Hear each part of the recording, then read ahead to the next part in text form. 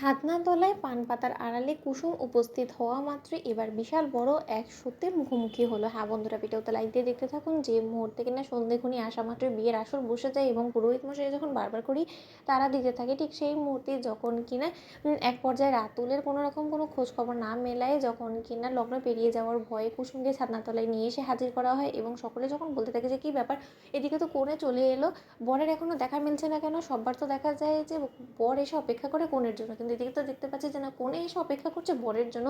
কালে কালে যার কী কী দেখতে হবে, ঠিক সেই মুহূর্তে যখন কিনা ইন্দ্রাণী গাঙ্গুলি বলতে থাকে যে ঈশান আয়ুষ তোমাদেরকে তো দায়িত্ব দিয়েছিলাম রাতুলকে তৈরি করার জন্য, কিন্তু তোমরা তাই তা না করে তোমরা কী করছিলে বলো তো? এখনও পর্যন্ত রাতুল তৈরি হলো না কেন বলো তো? ঠিক সেই মুহূর্তে ঈশান তখন বলতে থাকে যে মা কী করবো বলো তো, রাতুলটা সেই থেকে যে দরজা লাগিয়ে কী তৈরি হচ্ছে কে জানে।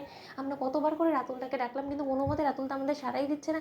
ঠিক সেই মুহূর্তে ইন্দ্রাণী গাঙ্গুলি যখন বলতে থাকে যে ওই বেচারা আবার টায়ার্ড হয়ে কোনো মতে ঘুমিয়ে টুমিয়ে পড়েনি তো, দেখেছো তো? ঠিক সেই মুহূর্তে কুসুম যখন দীপালিকে বলতে থাকে যে ও পিসি তুমি কোনো একটা কিছু করো না, যে করেই হোক না কেন এই বিয়েটাকে থামানোর একটা ব্যবস্থা করো না। আমার পক্ষে কোনো মতে পরপুরুষের মুখ দেখা শুভদৃষ্টির সময় সম্ভব হবে না, কারণ এটা পাপ। আমি আমার স্বামীকে না দেখে আমি পরপুরুষের চেহারা কেনই বা দেখতে যাবো পিসি। ঠিক সেই মুহূর্তেই দীপালি যখন বলতে থাকে যে যা হওয়ার তাই হবে, ভাগ্যের উপরে ছেড়ে দিয়ে, সম্পূর্ণটা ঈশ্বর আছে, ঈশ্বরই সব কিছু ম্যানেজ করে নেবে। কুসুম এই মুহূর্তে আমি এখন যদি কোনো কিছু করতে যাই একবারে, তাহলে বড় ধরনের একটা দুর্ঘটনা ঘটে যেতে পারে এবং সেটা এড়াতে আমরা কোনো মতে পারবো না। তাই তুমি বরঞ্চ চুপটি করে থাক, যেরকম পরিস্থিতিতে পড়ে তোকে করতে হচ্ছে সেই সমস্ত কিছুই কর, চুপ থাক তুই।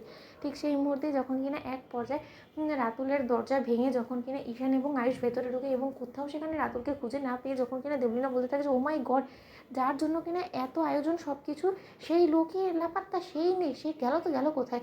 রাতুল আবার কোনো মতো পালিয়েছিলে জানি তো, সচরাচর তো কোণে পালিয়ে যায়, কিন্তু এখানে দেখতে পাচ্ছি যে বর পালিয়ে গিয়েছে, বর গেল তো গেল কোথায়? অন্যদিকে যখন কিনা সিদ্ধার্থ বলতে থাকে যে ফর গড সেক দেবলীনা তুমি একটু চুপ করবে, কী সমস্ত অলক্ষণী কথাবার্তা বলছো বলো তো? ঠিক সেই মুহূর্তে মীনাকে যখন বলতে থাকে যে দেবলীনা ভুল কী বললো, এখানে তো বরের কোনো দেখাই মিলছে না, কোথায় তোরা? ঈশান আয়ুষ বললি যে বর নাকি তৈরি হচ্ছে, কই এখানে তো কাউকে তৈরি হতে তো দেখতেই পাচ্ছি না। ওর জামা কাপড় তো যেমন কাটা তেমনই রয়ে গিয়েছে, ও তো পরে অবধি নি, তাহলে কেউ কোনো মতে বিয়ে করতে চায়নি? ও কি জোরে পড়ে দিদির জোরে এই বিয়ে করার জন্য রাজি হয়েছিল, শেষ মুহূর্তে ব্যাকআউট করে গেল?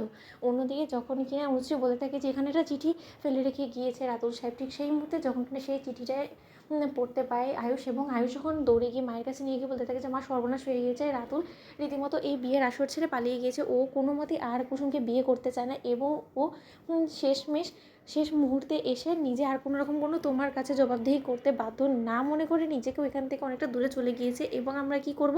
অন্যদিকে এই সমস্ত কথাবার্তা শোনা মাত্রই কুসুম যখন পান পাতা সরায়, ঠিক সেই মুহূর্তে কুসুমের সঙ্গে মুখোমুখি হয়ে যায় আয়ুষের, এবং আয়ুষ এক দৃষ্টিতে কুসুমের দিকে তাকিয়ে থাকে এবং বলতে থাকে যে কুসুম তুমি এসব নিয়ে একদম ভাববে না, এর প্রভাব তোমার উপর আমি কোনোভাবেই পড়তে দেবো না। তো বন্ধুরা, লাইক কমেন্ট শেয়ার করে সাবস্ক্রাইব করতে ভুলো না।